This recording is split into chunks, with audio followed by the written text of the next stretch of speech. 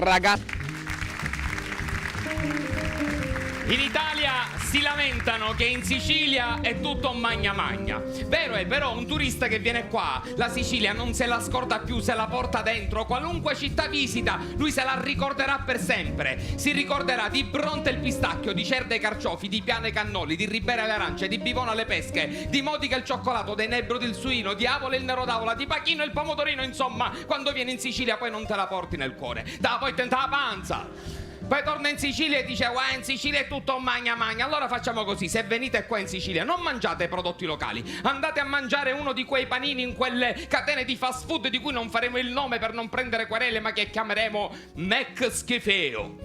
Ci sono i conservanti, meglio, non si decompone. L'altra volta con mio cugino abbiamo trovato uno scatolo di fotografie di 10 anni fa e un Mac Schifeo scuitato da Rinta. Mio cugino fa "Oh, preciso a 10 anni fa, ci se maco io", dice "No, panino". Lo ha preso a morsi, lo sminchiolò tutto, lo ha mangiato a pezzi, l'ha cagato intero.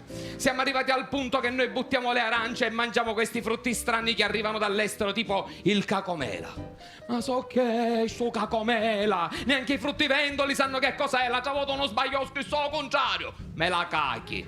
Ma che è normale che vengono fruttivendoli e ti senti dire me la cachi? No, ti rompi i legna.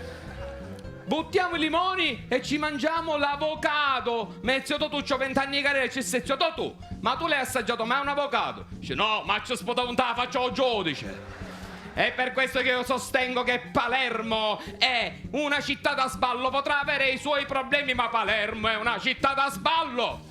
Perché ditemi voi, in quale altra città del mondo ti puoi permettere di camminare per strada? Passo lato il singolaro, abbassi il finestrino, ti trasi una bella zaffata di fumo e fai e sballe. Ah, vuoi che asci, chi c'è fumo?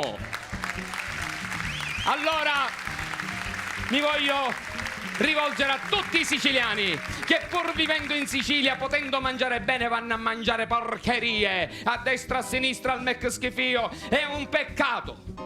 Se tu sei in Sicilia e mangi quelle porcherie è un peccato. È come se vai a Temptation Island e non la dai a nessuno.